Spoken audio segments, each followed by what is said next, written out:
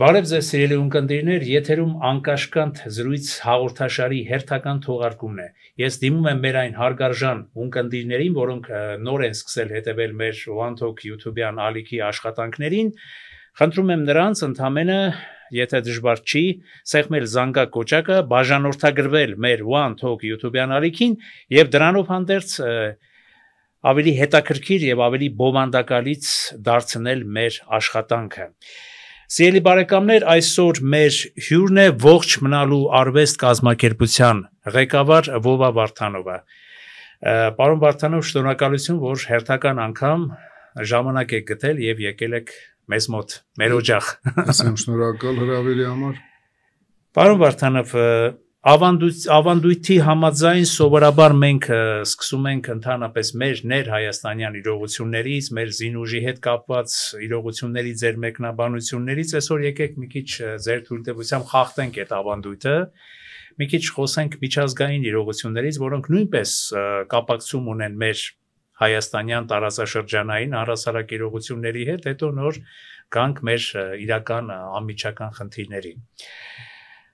Ուկրաինայի վերջին հարվածները Ռուսաստանին հասցված այդ շոշափելի կորուստները տարաբնույթ մեկնաբանությունների տեղիք են տալիս, ինչ եք կարծում, ինչպես եղավ, որ շատերի կողմից, այսպես ասած, անպարտելի համարվող ռուսական զինուժը, ռուսական բանակը այդպիսի հարվածներ ընդունեց եւ չկարողացավ կանխարգելել այդ հարվածների այսպես այդ հարվածները եւ աստորեն ըստ որոշ տվյալների շատ լուրջ զինտեխնիկայի կորուստներ կրեց։ Ինչ եք կարծում։ Հարգելի մանուկ, ինձ թվում է դուք մի քիչ շփոթվում եք ասելով, որ տարաբնույթ մեկնաբանություններ։ Զարմանալի է, բայց մեկնաբանությունները թե արևմտյան պրոուկրաինական, ասենք, թե իրանք մի ճակատ են, թե ռուսական, սա մի ռակուրսի մեջ է նետում։ Ընտիր անցկացված, կազմակերպված եւ իրականացված, անցկացված, ասենք, հատուկ գործողություն։ Դա տարաբնույթ չի, դա նշանակում է ուրիշ բան, որ տարբեր էմոցիաներ առաջացնում։ Համաձայնեցված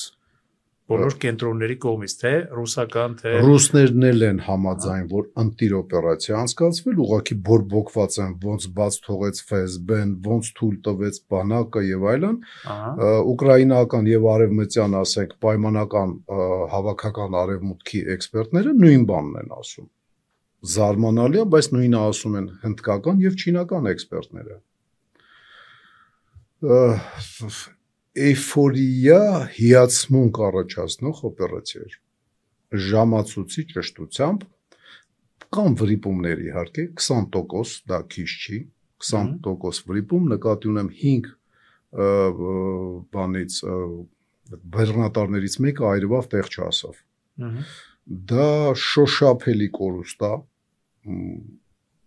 անձնակազմի 20% կորուստի դեպքում մարտունակությունը զորքը կորցնում է, բայց տեխնիկական միջոցների դեպքում եւ սենց հատուկ գործողությունների դեպքում, որտեղ որ 10-20%-ն է իրականանում, ոչ թե կորուստ լինում, դա հոյակապ, ուղղակի հոյակապ անցկացված օպերացիա էր։ Ես ուղղակի ասենք այդ էքսպերտներին նայելով, ոչ իմ կողմից բավականին բարձր գնահատվող իմ նշած չինական կամ հնդկական էքսպերտներին, որոնք որ այս դեպքում չեզոք են, ոչ կողմ բռնած թվացial կամ իրական օբյեկտիվ ռուսական էքսպերտների, ոչ արևմտյան թվացial օբյեկտիվ կամ իրական օբյեկտիվություն պահող, ասենք, էքսպերտների մոտ ոչ միտեղ չտեսա այն բանը, որ իսկ ինչի այդ ստրատեգիական ինքնաթիռներին ուկրաինացիների հատուկ գործողությունը այնքան լավն էր, որ իրանք ընտրել էին ամենաանպաշտպան զորքերը։ Ինչով է անպաշտպան ստրատեգիական ավիացիան ռուսական SNV-3 պայմանագրով։ Այդ պայմանագիրը ասում է, որ ավիացիոն կրիչները միջուկային զենքի իրավունք չունի ոչ Ամերիկան, ոչ Ռուսաստանը փակել, ծածկել կամ անգարներ մտցնել։ Պաստորեն պիտի լինի բաց դաշտում։ Եվ ամերիկյան ինքնաթիռներն էլ են բաց դաշտում կանգնած ստրատեգիական ռմբակոծիչները։ Եվ ռուսականն է կանգնած, то есть այնքան ընտիր թիրախ են ընտրել, որ այս թիրախը պաշտպանման ենթակա չի, ասենց ասեմ, թաքցվելու ենթակա չի։ Պաստորեն այդքան էլ ընտիր չի, հա։ Ես ռազմական ոլորտի մասնակից չեմ, բայց ենթադրաբար,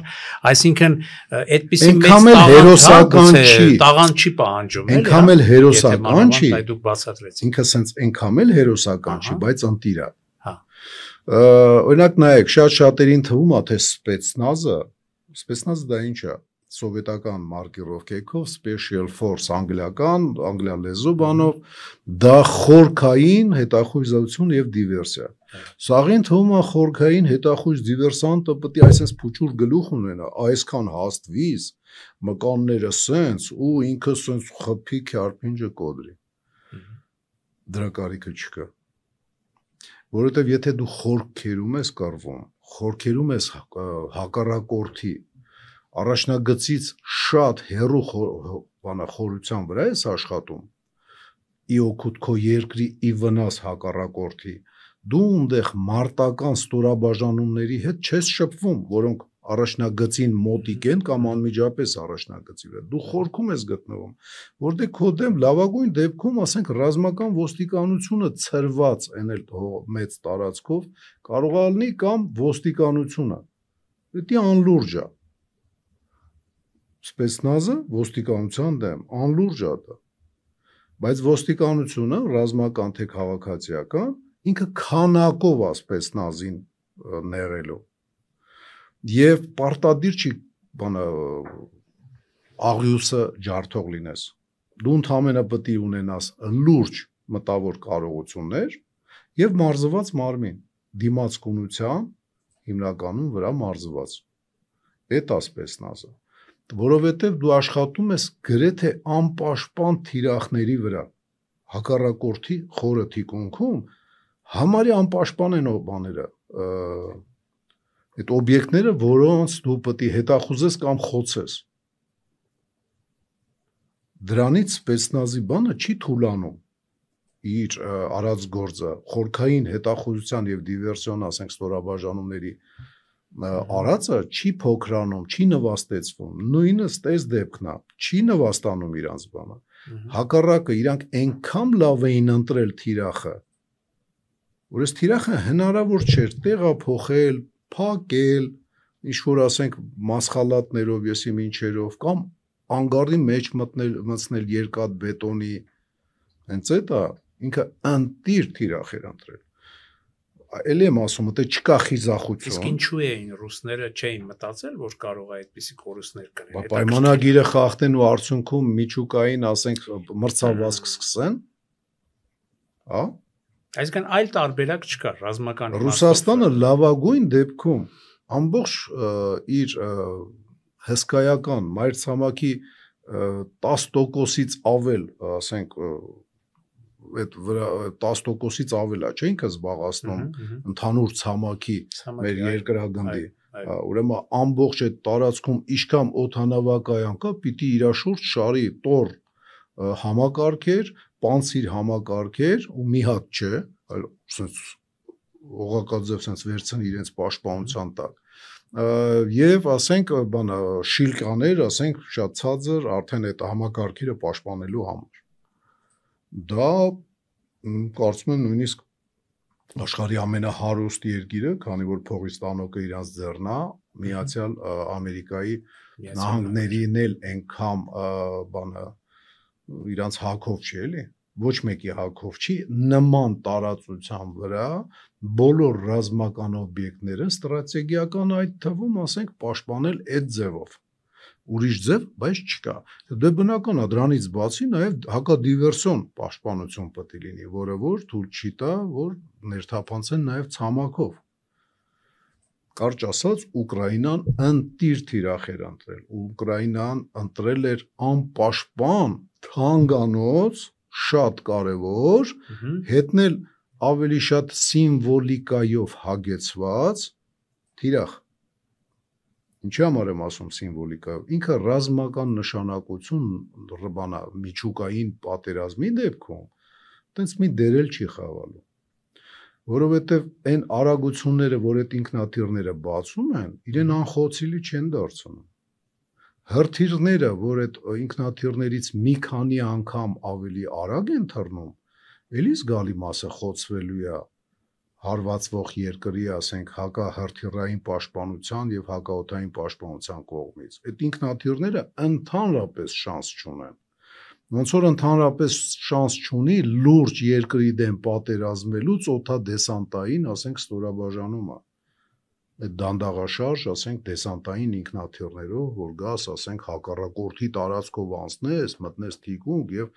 բանը պարաշուտներով իջացնես քո անձնակազմը, որ այնտեղ ինչ-որ խնդիրներ լուծի, ոնց որ ասենք ժամանակին ռուսական սովետական բանակը լուծեց Մոսկվայի պաշտպանական ճակատամարտի ժամանակ կամ Ադոլֆ Հիտլերը, ասենք, գերմանական վերմախտը լուծեց այդ հունական կղզին գրավելուց։ Հասկանում եք, այդ ռազմական նշանակություն ինքը չունի, ինքը ավելի շատ պրեստիժի հարց է։ Ну ունի, բայց այդքան չունի։ Հետնել այդ թիրախը անպաշտպան, հոյակապ ընտրություն, հոյակապ։ Ես բանեմ, շատ իրող գնահատում եմ, մյուս էքսպերտների հետ լրիվ համաձայն եմ, ուղղակի ոչ մեկ չասեց, որ այդ ինքնաթիռները, այդ որ վրան անիվներ են, sense շարած նկարներ կար, կարող տեսել եք։ Դա ճարահատյալ է։ Ինքնաթիռը մեկա պիտի երևա։ Ինքնաթիռը պիտի երևա ըստ պայմանագրի։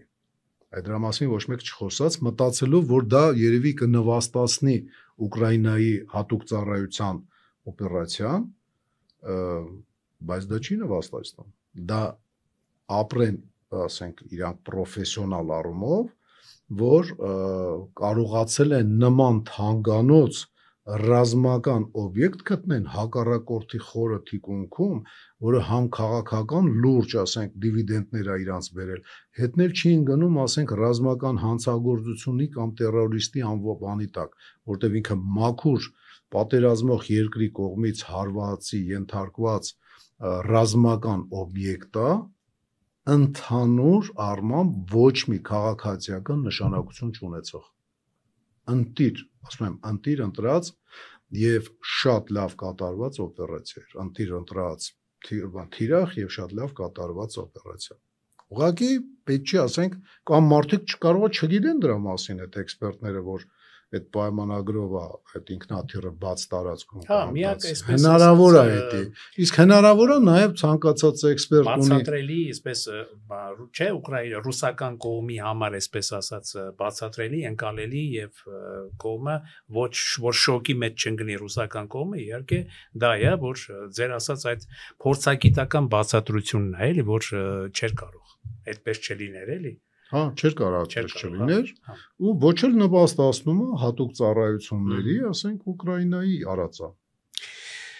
Մաղթենք խաղաղություն ռուս-ուկրաինական ճակատում եւ ռուսական ճակատում, այո, որովհետեւ այդ արյունալի պատերազմը գոնե ինչ որ հույսի շող է արտացել։ Աստվածը այդ եղբայրաստան պատերազմը բրծնի ու հերթական անգամ մեր հայրենակիցներին կոչ անեմ, էլի, որ այն կողմից եւ այն կողմից, ասենք, հրավիրվում է պատերազմին մասնակցելու, որպես տեղի քաղաքացիներ, հարազատներ, զինվոր շվեյկի գիրքը կարդացեք եւ առանց հատուկ էնտուզիազմի խնդրում եմ։ Վերջապես դա ձեր նոր տունն է, բայց ձեր հայրենիքը չի, էլի։ Ոչ Ռուսաստանը, ոչ Ուկրաինան։ Գնացեք ձեր զինվորական պարտքը տվեք, բայց առանց էնտուզիազմի, թե չէ արդեն ես սկսում եմ բարկանալ, երբ որ լսում եմ այն թվերը, ինչ թվերը իմ ազգը կորուստ տվել այդ ռուսական պատերազմի, եղբայրացման պատերազմի ժամանակ։ Խաղաղություն մաղթենք։ Եվ մյուս հարցի վերաբերյալ էլ այսպես դարձել եթե կարելի է համառոտ Եվրոպայի վերաբերյալ Եվրոպայի ռազմական ձեր փորձագիտական կարծիքը Եվրոպան կարծես թե ըստ դարձյալ ասեմ որովհետև իմ մեկնաբանությունը որ սուբյեկտիվ բնույթ չկրի որոշակի այսպես քաղաքագիտական շրջանակների տեսակետի սկսում է արթնանալ սկսում է զինվել գոնե հայտարարում է դրա մասին ես չգիտեմ ու չեմ կարող ասել ինչ չափերով է արդեն զինվում կամ զինվել Եվ ինչ է կարծում այս գործոնը, այսպես ասած, նոր իրողություններով պայմանավորված, ԱՄՆ-ի նոր ընտրություններով Թրամփի վարչակարգի հաստատումով պայմանավորված,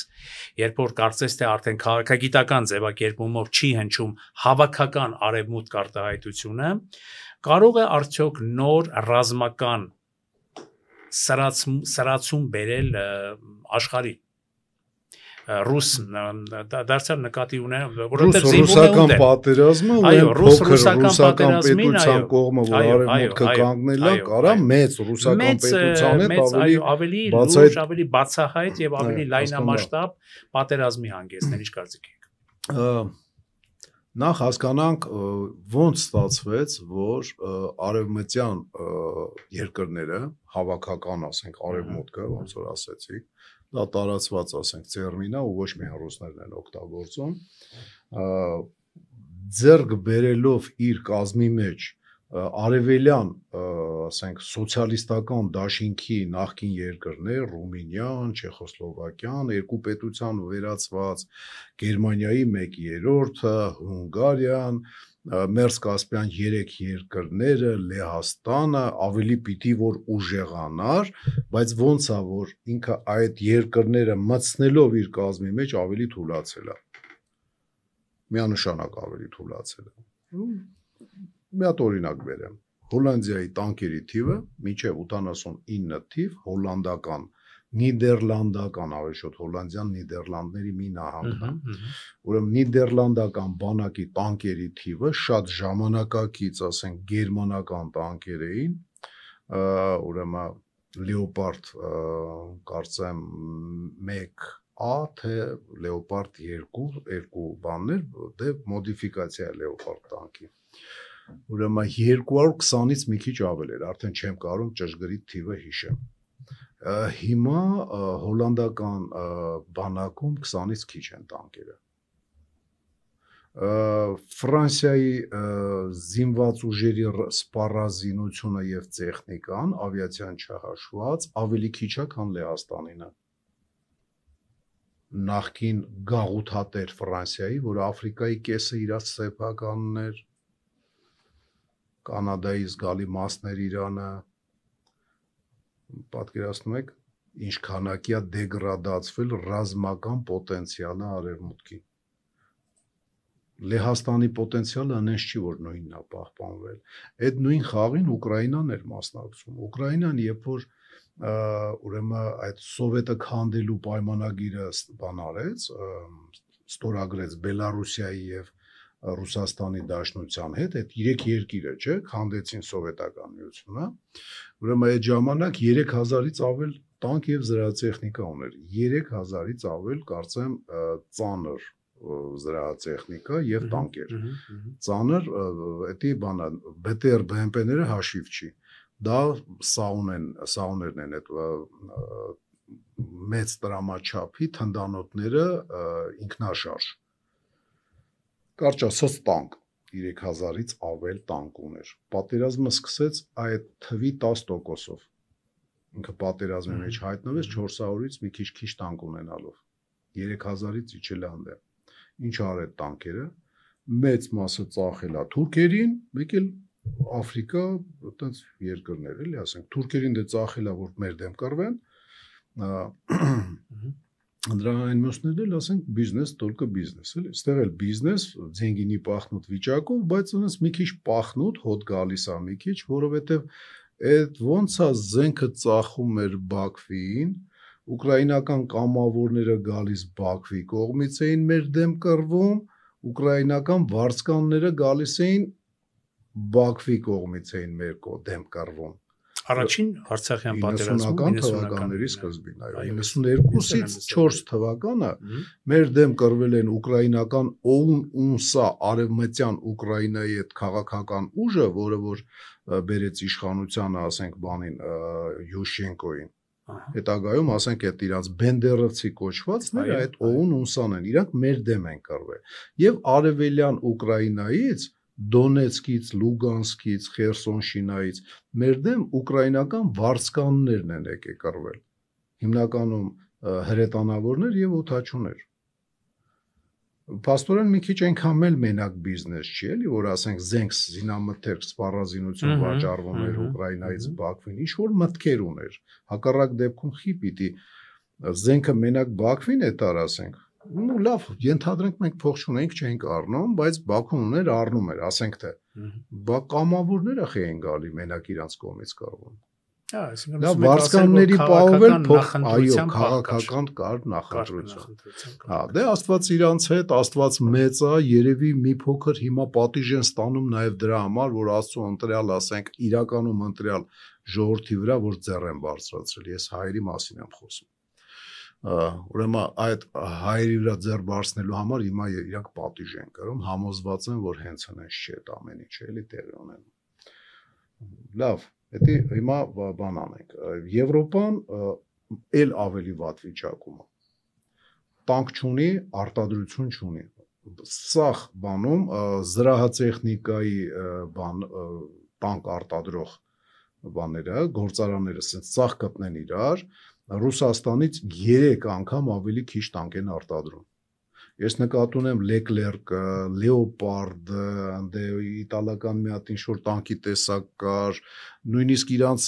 օգնությամբ ստեղ բանը լազիկա, բանը վրացական արտադրությունները ասենց սաղ կպցնում ես իրար, Ռուսաստանից 3 անգամ ավելի քիչ հնարավորություններ ունեն։ Իսկ Ռուսաստանը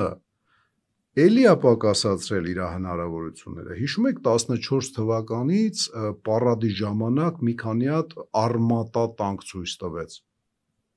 Հիշում եք դա։ Դա նոր տանկի տեսակ էր, դա պիտի լիներ խոսքի, չգիտեմ, 5-րդ, 8-րդ սերնդի տանկ,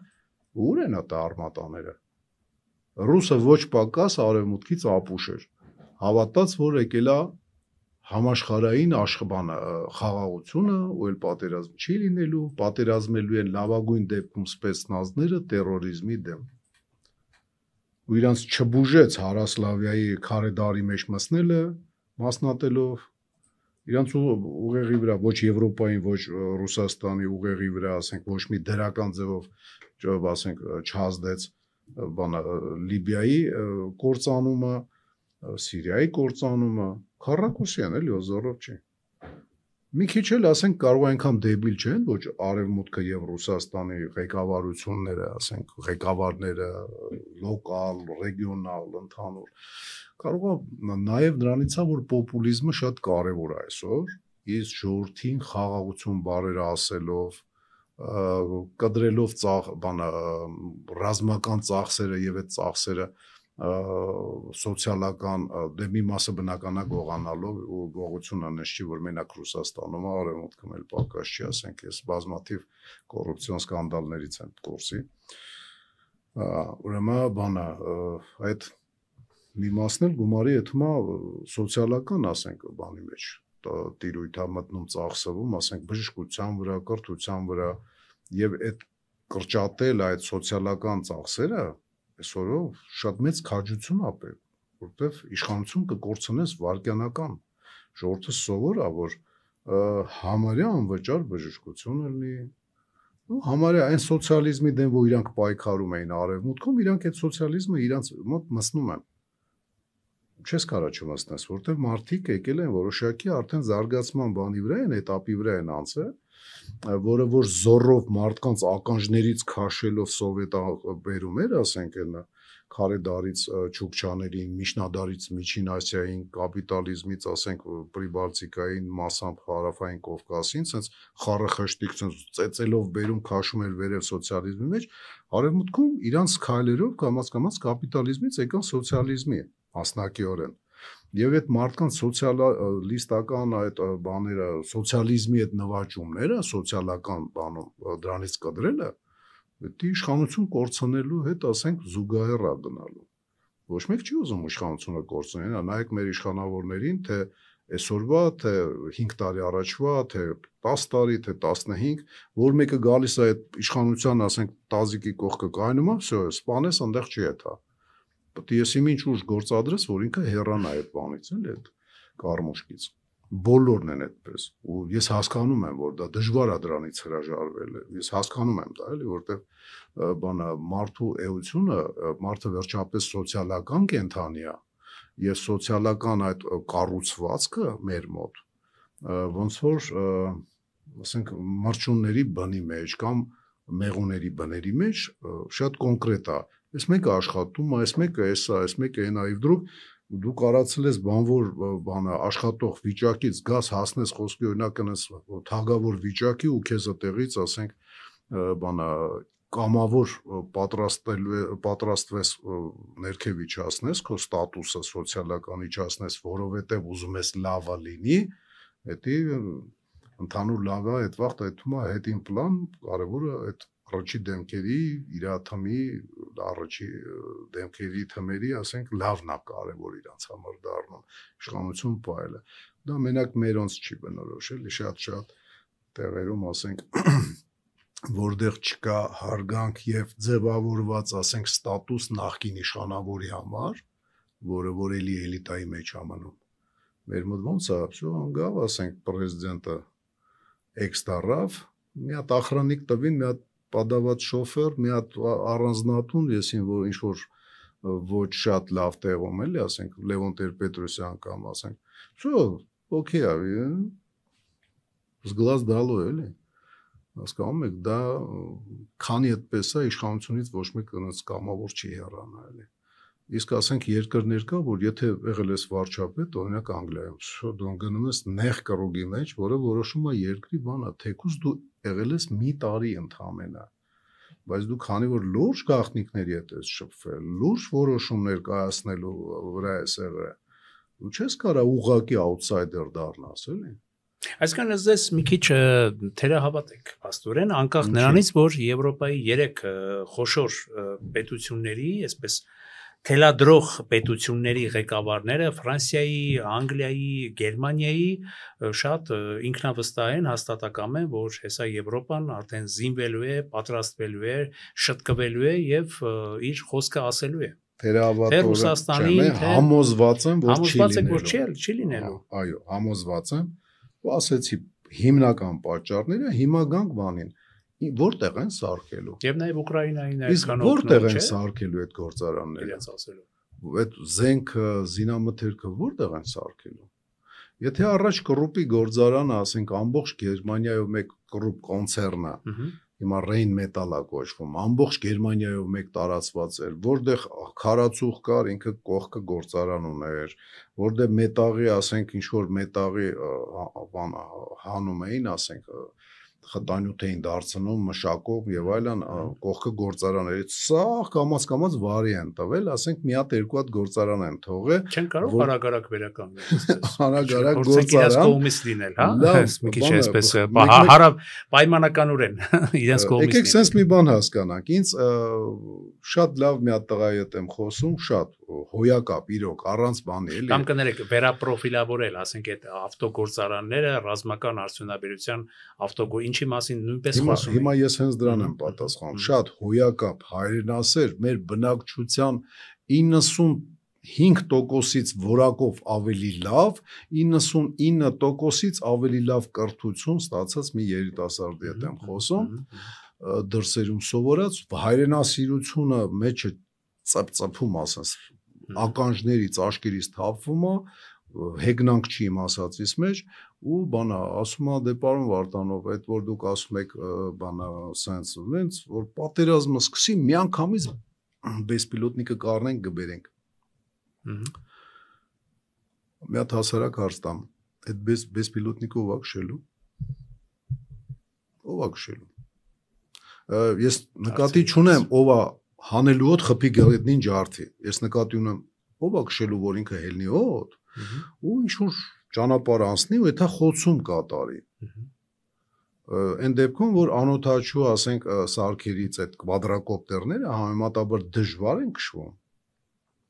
գոնե առաջի, ասենք, օրերը շատ դժվար են սովորում, ասենք, դա կառավարելը, եւ մեր մոտ անցկացվող դասերի կուրսը, որը ամբողջությամբ չի ծածկում մարդու, ասենք, բանն էլի, ասենք, ոչ պրոֆեսիոնալ լինելը չի դարձնում իրան պրոֆեսիոնալ դրոնավար, յոլա տանող է դարձնում, ասենք, 3 ամիս է։ Հիմա այդ դրոնը պատերազմի ժամանակ բերեցին։ Եկալենք վրա սկսենք պարապացնել մարդկանց 3 ամիս, լավ, sense հայրենասիրությունից դրթված մարդիկ չեն քնում, զուգարան չեն գնում, հաշ չեն ուտում եւ այլն, sense ինչ հնարավոր է վրեքները կապել ենք 1.5 ամսում, իսկ եթե պատերազմը 1.5 ամսից մի օր պակաս տևեց 44 օր, իրանց 1.5 ամսվա սովորելը մարտի դաշտում շատ է օգնելու։ Նույնն է գործարանը, եթե գործարանը ինչ որ ձևով չինական ֆիրմա կանչես, YouTube-ում լիքն ասես, կարող ես բացես ու մրճումների պես արագացված ցույց են տալի, ոնց են 20 քանի հարգանի շենքը մի շաբաթում կայնացնում։ Ասենք թե գործարանը եկան մի շաբաթում, չէ, մի ամսում կանգնացրեցին։ Ասենք թե ստանոկները ինչ որտեղ ցախ կար բերեցին, ով այդ ստանոկով ինչ որ գործողություն անելու, ինչ որ արհեստավոր կա դրա համար նախապատրաստված։ Ով է այդ ստանոկ աշխատացնող բանին, արհեստավորին բերելու բանա դետալի գծագիրը։ Ով է այդ գծագիրը ինչ որտեղ զենքի մի մաս դարձրել։ Դες մարդ ամենը կարևոր ռեսուրսն է, այդ chat GPT-ով թող չխափնվեն մարդիկ, էլի, ասենք, կարող է օրերից մի օր մարդու կարիքը չլինի, ասենք, կարող է, բայց դեռևս մարդը 99%-ով, ասենք, ավելի կարևոր է, քան, ասենք, искусственный ինտելեկտը նման գործերի մեջ։ Մարդը եթե պարապած չի, բանա, հիշում եք, ամեն գործարանի կողքը Հայաստանի, եթե փոքր չէ, գոնե միջին գործարանի կողքը կար բան, ՊՏՈ, պրոֆեսիոնալնը տեխնիկայ училище, որը 8-ի բազայի վրա պատրաստում էր սովորական մասնագետ արհեստավորների։ Ասենք, չգիտեմ, խառատ, փականագործ, տարական բաներ էր սովորացում, կամ կրանավշիկ։ Այդ բաները արևմուտքում սաղ արածա, մարդիկ սենց հերթ են կայնած, սպասում են սենց զավոդը գան կառուցեն, մարդիկ շատ հաճախ շփոթում են մատիտը ուրիշ բանի հետ, ասում են, բա ոնց Բերյան, ասենք, բան արեց, գործարանները Սիբիրում տարավ 2 ամսում արտադրություն տվեց։ Ինքը Ուկրաինայից, Մերձկասպյան բաներից, Մերձբալտյան երկրներից, Լենինգրադից մարդկանց եւ ստանոկները առաջի հերթին տարավ, այնտեղ որտեղ նախորոք 1-2 տարի առաջ բետոնի, ասենք, հարթ բաներ էին ստանում, տարավ այնտեղ մոնտաժեց շատ ահավոր մարդկանց համար պայմաններում աշխատանքային պայմանները ոչինչ յոլատանող պայմաններ ստեղծեց եւ մարդիկ տարիներով ուրիշ գործարաններում աշխատող, օրինակ Урал վագոն զավոդը չէր կայանա, եթե Խարկովսկի բանը տրակտորնի զավոդը իր մարդկանց չտար Урал վագոն զավոդին։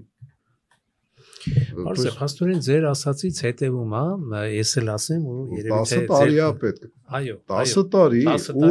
աշխատել, արդյունքը դեռ չտեսնելով, արդյունքը պլանավորել մի այտենց տասնյակ տարի հետո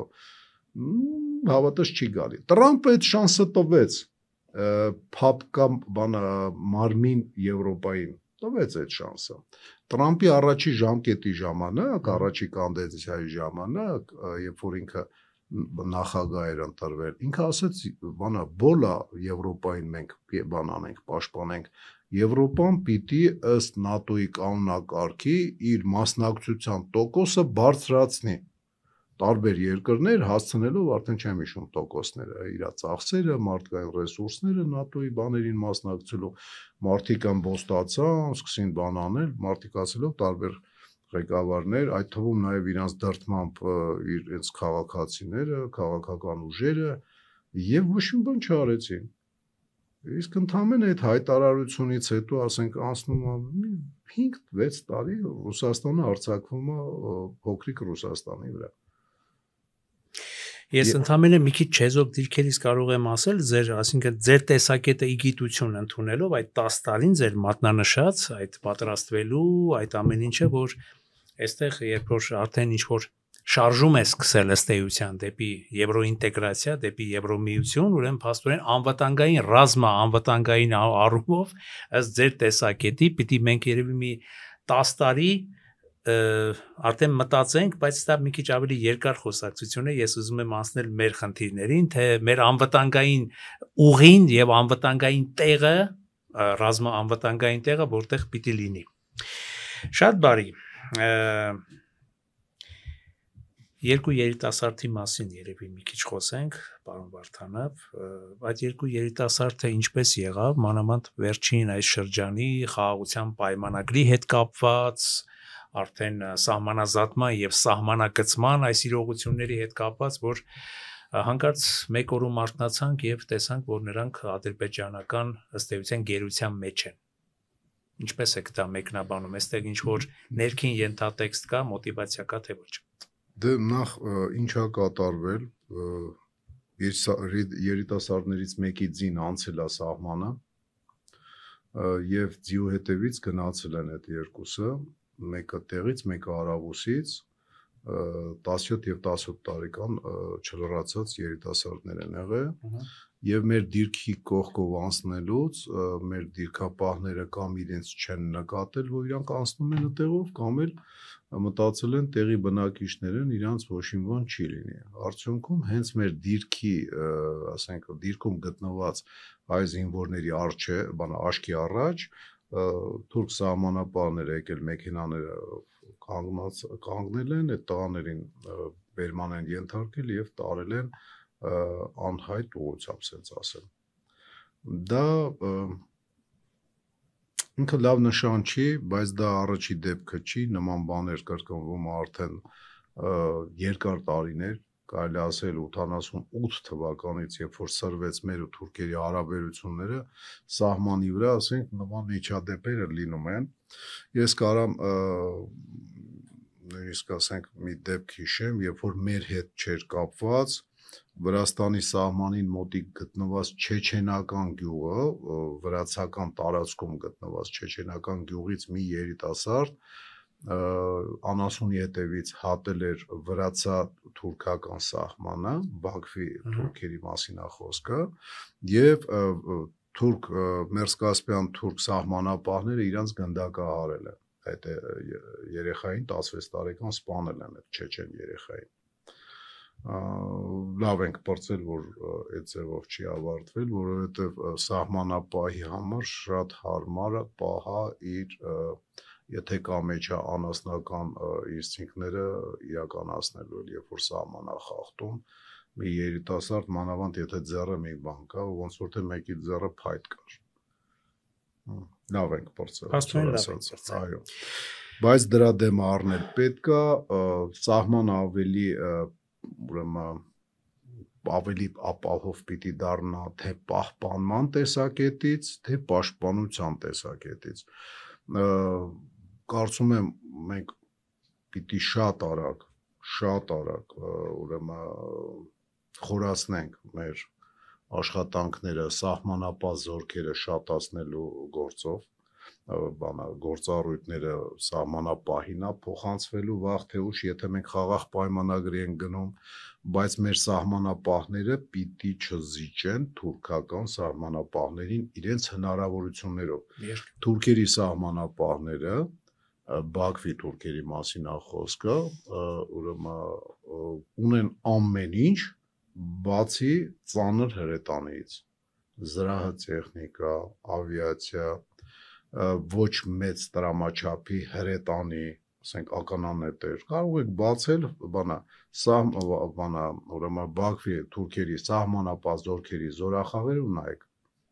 YouTube-ում բաց, ասենք տեղադրած է։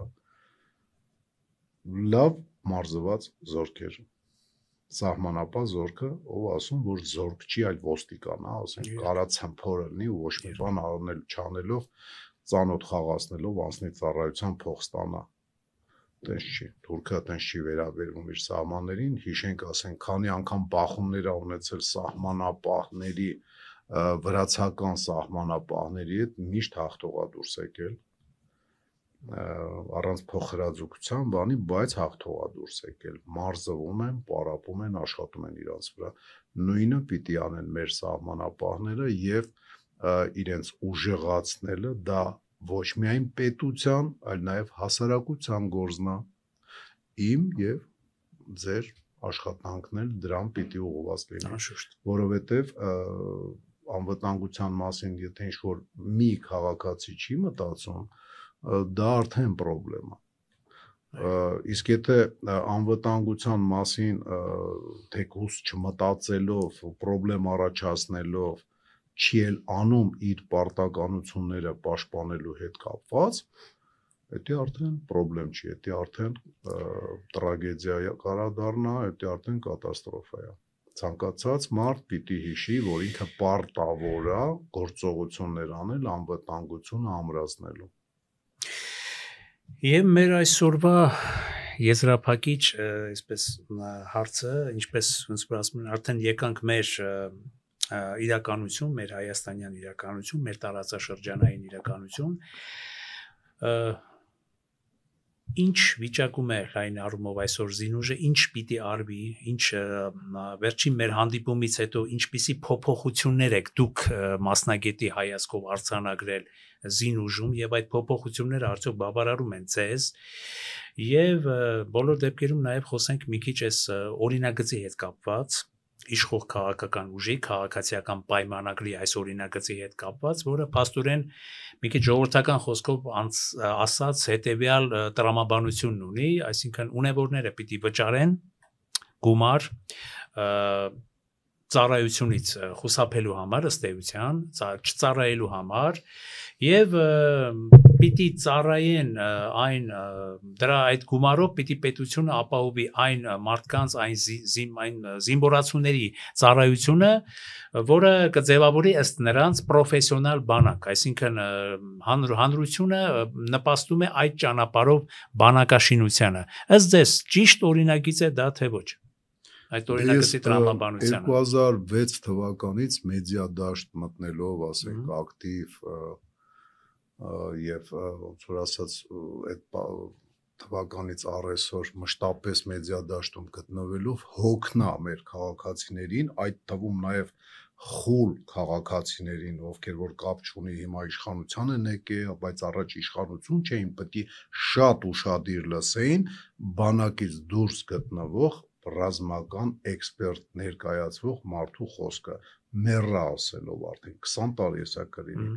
Պրոֆեսիոնալը դա արհեստավարժն է, դա կապ չունի, դու իրան փող ով ես, ասենք, ներգրավել, թե օրենք ես ընդունել, որ պարտավոր ես գալ ծառայելու, դու ժամկետային է, թե պայմանագրային է, թե կամավոր է,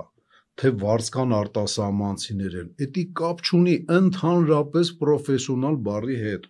ով դա ասում է, ինքը կամ անգրագետ է, իսկ եթե իմ խոսքը լսել չի հասկացել դեբիլ է, կամ են մանիպուլյատոր է, խաբում է մեզ, որովհետև արհեստավարժ բանակը 18-ից 20 տարեկան Վիետնամում վիետնամցուն ծեծեց, վիետնամցու պես մոտիվացված, հերոսաբար կռվող զինվոր, ամերիկացին ընդհանրապես չէր տեսել իր պատմության 200 տարվա պատմության մեջ, ընդհանրապես, բայց ծեծեց, միշտ ծեծեց 18-20 տարեկան քաղաքական պարտություն տեսավ Միացյալ Ամերիկայի Նահանգները։ 18-ից 20 տարեկան արհեստավարժ պրոֆեսիոնալ սովետական ժամկետային զինվորները մի քանի օրվա մեջ գրավեցին ամբողջությամբ Աֆղանստանը, միշտ ծեծեցին, ասենք, դուշմաններին, մոջահեդներին, դե որոշ ասենք դիվերսիոն գործողությունների դեմ ոչ մեկ չի կարող բան անել, էլի աբսոլյուտ, հենա Պաուցինա օպերացիան քեզ օրինակ, ամերիկյան նավերի խոցումը Բեն Լադենի կողմից քեզ օրինակ, դիվերսանտի դեմ շատ դժվար է, գրեթե անհնար է ինչ-որ բան անել, բայց հողի վրա հաղթանակը սովետական, փաստացի ռուսական ժամկետային պրոֆեսիոնալ պարապած արեստավարժ զինվորը մի քանի օրում Աֆղանստանը գրավեց, միշտ ծեծեց մոջահեդներին, քաղաքական պարտություն կրեց Աֆղանստանում, ոչ թե ռազմական, դա կամ մանիպուլյացիա է, կամ խուլ են, ես ասում եմ, չեն լսում, իսկ եթե լսել են, չեն հասկացել, դեբիլ են։ Թող մարդիկ իրանք ընտրեն, այս երեքից որն են իրանք։ Պրոֆեսիոնալը դա արհեստավարժն է, դա պարապածն է։ Եթե չես պարապում, ինչ ուզում ես եղի, թնդանոթի միս ես։ Ուզում ես կուլտուրիզմով զբաղվի, ասենք ես իմ ինչ արա, բայց եթե դու ռազմական գործ չես սովորում, արհեստավարժ չես, ասենք որոշ գործողությունների մեջ, հասարակ բան ասեմ, խիզախության գագաթնակետ էր, 7 օր մշտապես ավիացիայի, հրթիռների, հրետանու ազդեցության տակ մեր ջրականի տղաների գտնվելը։ Դա իրոք այդ պրեսի տակ առանց ջուր, առանց սնունդ, վիրավոր ընկերները աշկի դեմը արունակամ են ելնում փոքր վերքից, մեռնում են, չկա էվակուացիա վիրավորների, չկա սնունդի մատակարարում, պատրոնի մատակարարում, 7 օր հերոսաբար մնացին, դիրքերը պահեցին, հսկայական քանակ բանը վնաս տալով հակառակորդին։ Առաջին օրերը չէ պատերազմի։ Առաջին 7 օրը։ Հետո ինչ եղավ այդ հերոս տղեկի հետ, տրճիկ տվեցին միջև, ասենք, Բերձոր, միջև Գորիս, այդ ինչ եղավ այդ հերոս տղեկին։ Կարող է վարժված չէին։ Կարող է դրանից է, որ չգիտեին ոնց է տեղաշարժվում վաշտը կռվի դաշտում կամ կռվի դաշտից դուրս, գրոհելուց կամ հետ նահանջ կազմակերպելուց։ Հետ նահանջը դա նորմալ, տակտիկական, մարտավարական հնարք չէ, բանը գործողությունն է, որ ցանկացած զինվորական ստորաբաժանում պիտի կարողանա կատարի իր անձնակազմով։ Բայց քանի որ վարժված չէին, պարապած չէին, մենակ խիզախ էին, հենց իրանց խիզախությունը էլ պետք չէր, պետք էր ինչ-որ բան անել, բանը ենթարկվել, իմանալ ձախ աջ պահելը ոնց է, դազորը, դետքը, բանը աչից, ձախից, արիերգարդ, ավանգարդ, այսինչ մեքենան այսինչ ժամին ստեղ լինի եւ այլն, այսպես կազմակերպչական հսկայական գործ է եւ կատարման, ասենք, ունակ ստորաբաժանում պետք է լինի այդ կազմակերպված գործողությունները, երբ որ եկավ այդ պահը, հետնահանջը մեր մոտ վերածվեց փախուստի։ Հիմա միջև հիմա լսում եմ մեկ-մեկ բանը ջրականի տղեկին մեղադրանքներ, որ փախել են, իսկ իրանք մեղավոր են։ Բա թուրքը այնքան գրագետ էր կազմակերպել իր հարձակումը, որ կտրեց կոմունիկացիաները, 60-70 կիլոմետր ճանապարհ էր գալի գրունտով, մենք 30 տարվա մեջ չհասցրեցինք ասֆալտ փռենք, չկարողացանք, ասենք այդե ասֆալտ փռենք, մի քանի ուղությամբ ճանապարհներ քաշեինք, ռոկատ զուգահեռ ռազմաճակատին ճանապարհներ սարքեինք, մի քանի հակառակորդի տեսանելությունից հեռու, շատ հեռու հակառակորդի տեսանելիության դաշտից ընդհանրապես, ասենք, հեռու չկարողացանք, չարեցինք, ալարեցինք կամ ուրիշ տեղ կարևորեցինք այդ փողերը ծախսելու, արդյունքում ունեցանք ինչ։ Թուրքը իր, ասենք, ավիացիայով խոցեց մեր հակաօդային համակարգը, հենց առաջի օրվա ընթացքում գրագետ օպերացիա կազմակերպեց, իրոք գրագետ, այդ ան-2-ները 500 կիլո պայթուցիկով հանեց օրմեն օդ մեր հակաօդային համակարգը աշխատեց, գրեթե բոլորին խոցեց, իրանք է խոցեցին մեր հակաօդային համակարգին, որտեղ հակաօդային համակարգը աշխատելուց ինքը բացահայտվում է։ Ան-2-ը այդ կուկուռուզնիկները իրանք թիրախ էին ընդհանրապես, բացահայտելու համար։ Չխոցել էլ չես կարող, որտեվ այդ ինքնաթիռը հետո հեսա միտեղ ընկնելու է գմպա։ Եվ իրանց զոհաբերեց հակաօդային համակարգը խոցելով այդ բանը, օդը հայտնվեց հակառակորդի ձեռը, հակառակորդի ձեռը գտնվելով ինքը տասնյակ կիլոմետր այն կողմ խոցում էր մեր մատակարարող մեքենաները, այդ թվում նաև ասենք շտապ օգնության մեքենաները, եւ առաջնագիծը կդրեց սնունդից, ջրից, падրոնից եւ թույլ չէր տալի էվակուացիա, էլ չեմ ասում ռոտացիա, էլի անձնակազմ փոխել, թարմացնել, բաղնիկ զուգարան, աղբորպես։ Դա բնական է, վաղ թե ուշ պետք է հետ քաշվեին, падրոնները պրծել էր, մի քանի օր սնունդ չունեն, բա պետք է հետ քաշվեին, բայց հետ քաշվելու ձև էլ չգիտեն, չեն իմանում։ Այն երեխեն 12 տարեկան, որ նստավ մեքենայի ղեկին եւ իր ընտանիքը քշելով բերեց, ասենք հասցրեց Բերձորի, ասենք այդ Խակիարի կամուրջը, որ բանը անցնի Հայաստանի Հանրապետություն 23 թվականին, իրան հերը սովորացրել էր, ինքը բնատուր խիզախ երեխա էր, բայց բնատուր վարորդ չես կարա լինես։ Պետք է մեկը սովորացնի, այդ նույն ձևով դու խիզախ ես, ապրի մեր զինվորը ջրականում, բայց պարապած չէր, չգիտեր ոնց քայլեր եւ վիդեո ռոլիկ եմ տեսնում, բորբոքված էի մի ուրիշ ձևի, 20 րոպեվա մեջ մի ամբողջ գումար տակ, ուրեմն ընդհանուր 1 կիլոմետր դաշտ էր, 500 մետր 20 րոպե էր քայլում։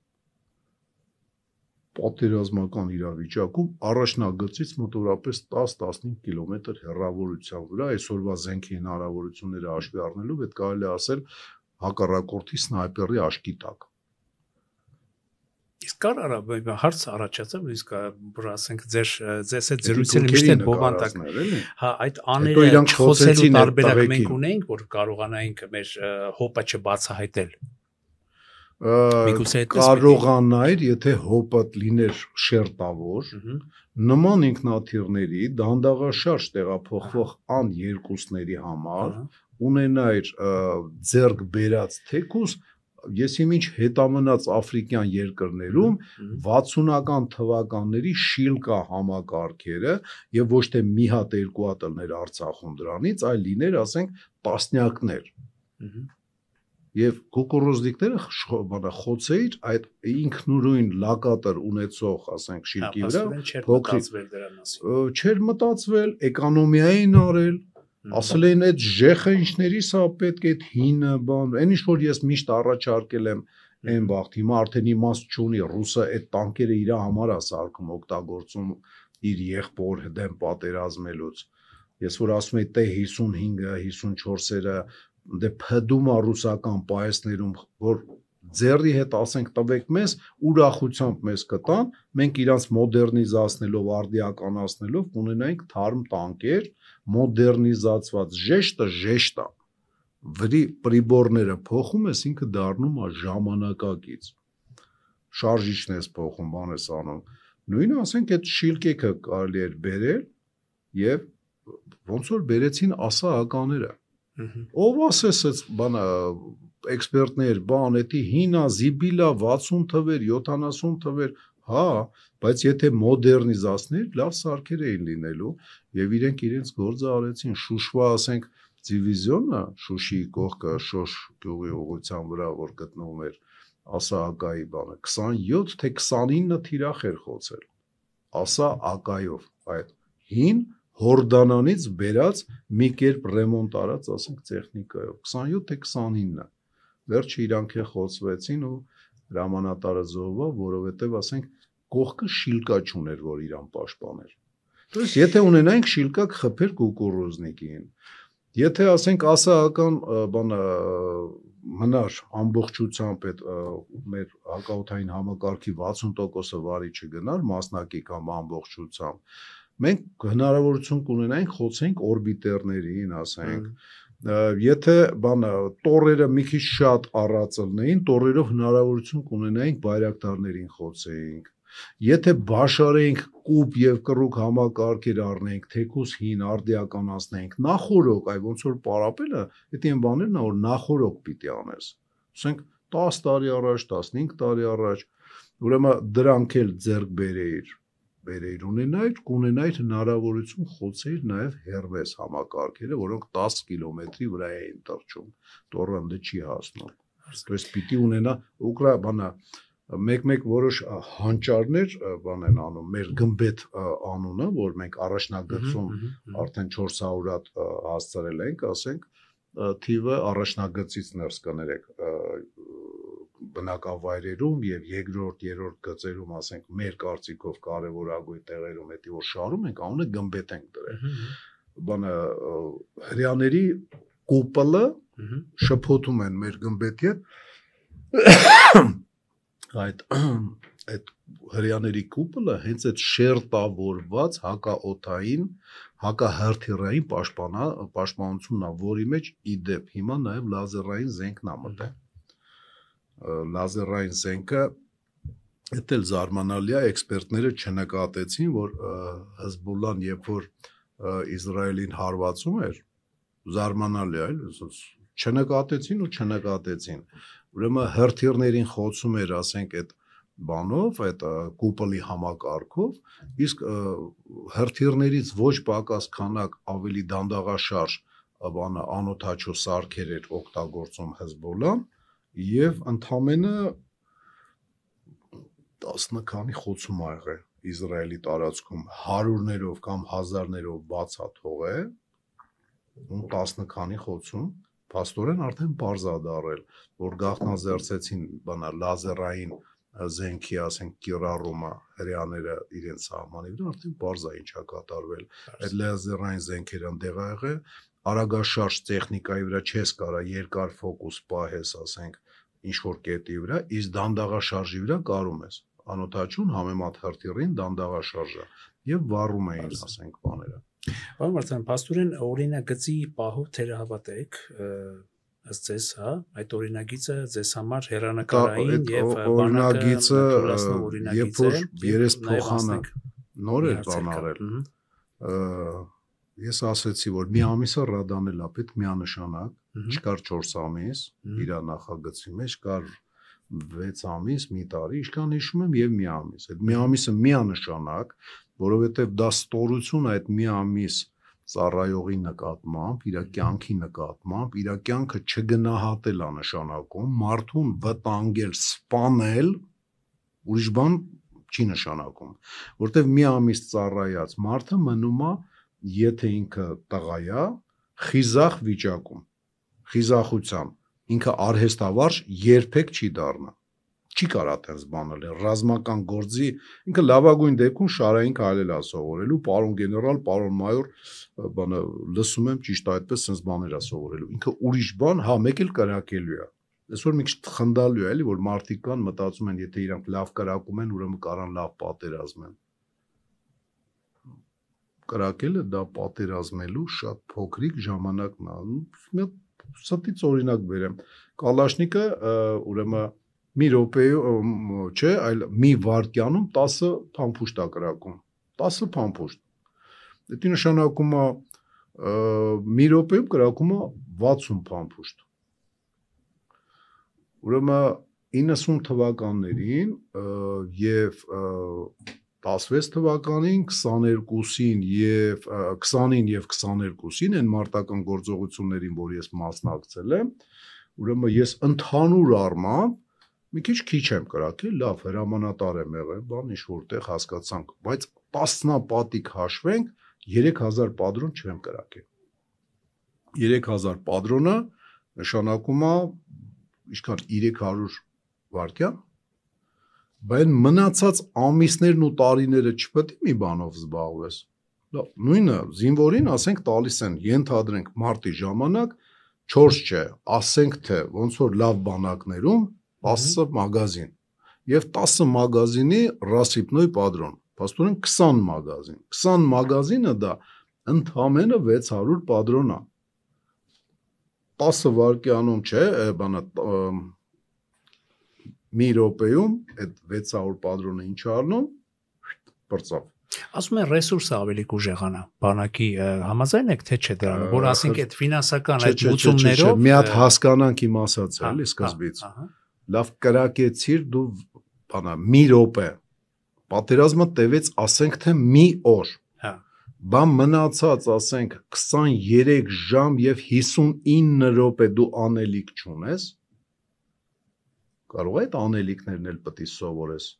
կրակելուց բացի լիքը ուրիշ բան կա սովորելու, մենակ կրակելով, իսկ մի ամսվա մեջ մաքսիմում դու կարանալու ես շարային քայլես, Նաչալնիկի աշկին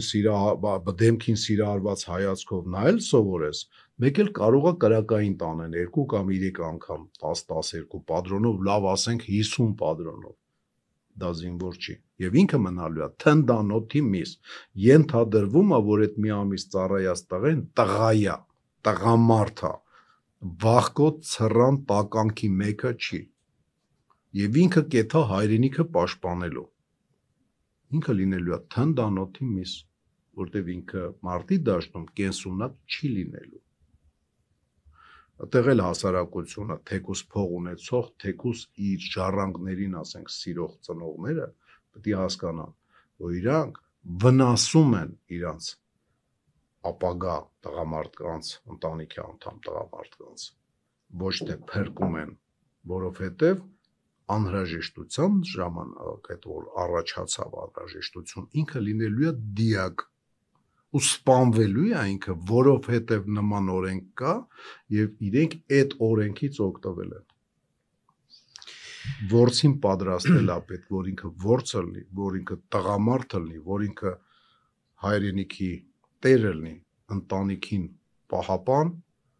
եւ այդ ամեն ինչը ի վիճակի լինի անել։ Պարզ է, այս առումով ձեր տեսակետը եւ ավարտենք մի այսպես հարց էլ առաջացավ,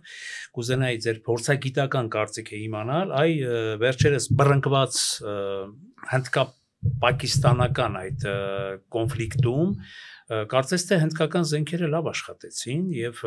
քանի որ հաշվի առնելով Հնդկաստանը Հայաստանի զենքի մատակարարն է այսօր հանդիսանում,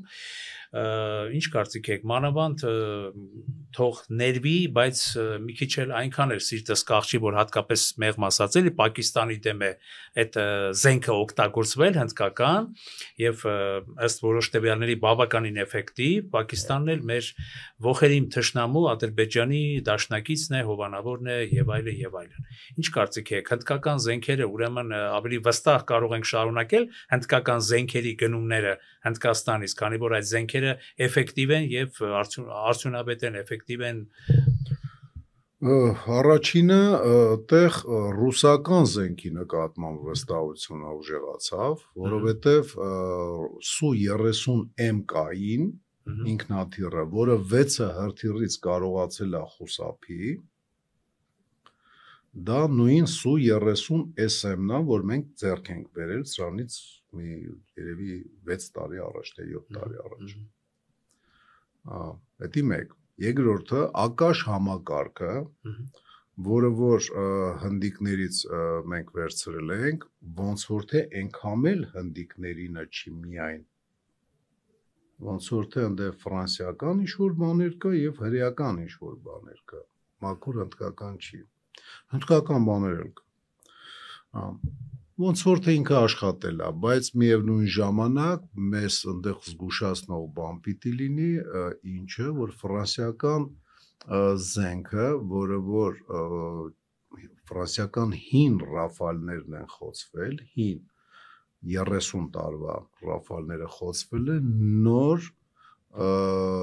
բաների կողմից, չինական J-17-ը ինչ է, Պակիստանի կողմից կիրառվող, որը որ Պակիստանի սպառազինության երևի 50%-ից ավելի չինական զենքն է։ Ուրեմն մենք այդտեղ էլ մեզ ինֆորմացիա կա, որ ֆրանսիացիներին մեծ մերսի, ասենք Սելեման սպասիժու եւ այլն, բայց այնքան խելացի լինենք, որ Կիլիկիայի օրը չընկնենք, էլի։ Իրանց մոտի ժեխը մեզ չտան, իրանց, որտեղ մենք եթե T55 էլի ժեխը ի վիճակի ենք լինելու ռեմոնտ անելու,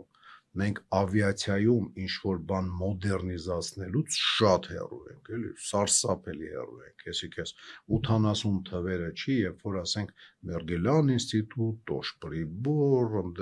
չգիտեմ, Մերիդիան, Իմպուլս, վխտում էր ժամանակակից գործարանների, ասենք, անունները Հայաստանում աշխատող, էլի, ասենք, հիմա այդպես չի։ Դրա համար իրանց հին Ռաֆալները կամ Հարիերները համապալ տեղ Անգլիայի հետ արտադրած հանգարց ու հանգարց մեզ չտան։ Եթե բան են տալի, միայն թազեն։ Դա մեր համար էլի մտածելու, պինդ որոշում կայացնելու բանը ինֆորմացիա տալ։ Դրա համար պետք է աշխատել։ Եվ կակ մինիմում ամեն ինչին մերսի չասել։ Կան ըստ մասնագետներ, որոնք այդ գիտակցումը ունեն, այնինչը հիմա դուք եք մեզ փոխանցում այս եթերում եւ նրանք հաշվի կառնեն ձեր այս։ Չգիտեմ, ես ուրիշից չեմ լսել նման բան, չնայած փորձագետներին լսում ու կարդում եմ։ Ես էլ երևի այնքան կարևոր գիտելիքներ չունեմ, որ իրանք ինձ լսեն, հակառակ դեպքում նորից ու նորից պրոֆեսիոնալ բանակ բառակապակցությունը չի լսի, որ արդեն ստիպված անպատվում եմ, էլի ասենք։ Մի քիչ առաջ անպատվում էի, չէ, ասում էի, որ եթե լսել են չեն հասկացել, դեբիլ են նման բան ասողները։ Երևի ինձ ընդհանրապես չեն լսում։ Так что չեմ կարծում, որ իմ զրույցը տեղ կհասնի։ Պարոն Վարդանյան, շնորհակալություն, այս խոսակցությունը կարելի է դեռ շատ շարունակել, որովհետև էլի շերտեր կան այս ամեն ինչի մեջ, բայց կարծում եմ, որ հերթական անգամ մենք ձեզ կհրավիրենք մեր տաղավար եւ թեմաները կզարգացնենք։ Ես էլ չէի պատրաստվում ավել նստել, որովհետև իմ ասենք բանա առողջությանս դեմ աշխատող սովորություն ունեմ, ինձ քաշում է հիմա դեպի այդյան չասեմ ինչն է, որ չպրոպագանդեմ, էլի։ Շնորհակալություն շատ։ Ես եմ շնորհակալ։ Եթերում անկաշկան զրույց հեղինակային հաղորդաշարի հերթական թողարկումներ եւ մեր հյուրներ